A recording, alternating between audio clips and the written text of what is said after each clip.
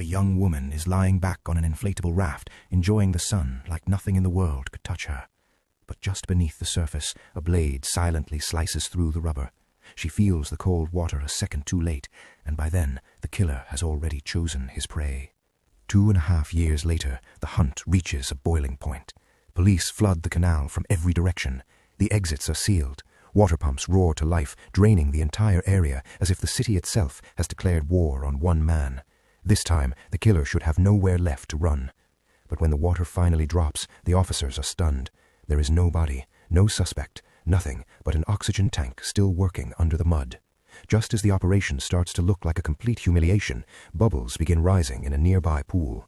One officer volunteers to dive in. He sinks into the dark water and finds an abandoned yacht resting below. Inside, everything feels wrong. Then he spots a brand new weapon. He moves closer to inspect it, and suddenly a pale hand lands on his shoulder. For one terrifying instant he freezes. Then he realizes it is only a corpse drifting behind him. The team above notices the disturbance and pulls on the line to bring him back, but the moment he opens the cabin door, the real nightmare appears. The serial killer is waiting outside, armed and ready. The officer tries to escape, but his own tether turns against him. The killer yanks him in close and attacks with savage force.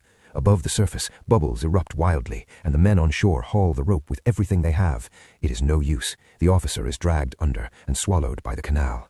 Now the chief is furious. He orders every possible exit sealed off. More officers arrive. More pumps begin draining the water. The plan is simple: trap the killer and finish this once and for all. But when the canal is emptied again, the result is the same. Still no killer, only that mocking oxygen tank. Then a new lead comes in. A suspicious figure has been spotted near the boats. By the time the police rush over, the killer has already fired up a speedboat. The detective doesn't hesitate. He jumps straight on board to pursue him. The chief tries to follow and is instantly thrown into the water. What follows is pure chaos. The detective tears through the canals at full speed, chasing a killer who knows these waters better than anyone. People along the banks are blasted with waves as the boats rip past. Then, just when the killer thinks he has escaped, he slams into an oil barge and disappears into the sewer system. The detective follows him underground. At first, the clues seem obvious, too obvious. He stops, rethinks the whole route, and realizes it is a decoy. He doubles back, finds the real escape path, and climbs toward the exit, but the killer is already there, waiting in silence. A tranquilizer dart hits the detective before he can react. The killer moves in to finish the job. Barely conscious, he forces himself to aim and fires one desperate shot. He does not kill the man, but he does hit the goggles on the killer's diving mask. That single detail will matter later. When he wakes up in the hospital, he tells the others exactly what happened. Later that day, the woman close to him goes to visit her friend, psychiatrist Martin. Only the housekeeper is home. She says Martin is out and tells her to wait inside. But strange noises lead her downstairs, and what she finds changes everything. Hidden beneath the house is a storage room connected directly to the canal. There's a blood-stained diving suit, there's a shattered mask, and suddenly the detective's story makes horrifying sense. She calls the hospital, desperate to warn him, but the nurse doesn't wake him. Now she's alone, inside a house that may belong to a killer. She hears the door open and hides. Martin returns and calmly sits at the piano, unaware that she is watching him. She tries to sneak away, but knocks over a bottle. Martin grabs a syringe and starts searching the room. Before he can speak, she attacks first and knocks him unconscious.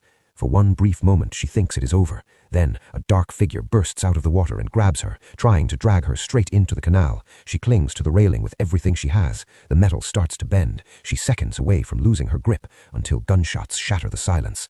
The detective arrives just in time and saves her, and then the truth finally comes out. Martin isn't the killer. The real killer is his old friend, a man destroyed by a diving accident years earlier. He had taken a high-paying recovery job on a sunken ship loaded with chemical waste. The people who hired him hid the truth about the wreck. The toxic exposure disfigured him and ruined his life. Broken by pain, rage, and the belief that the world had abandoned him, he turned into a monster beneath the water.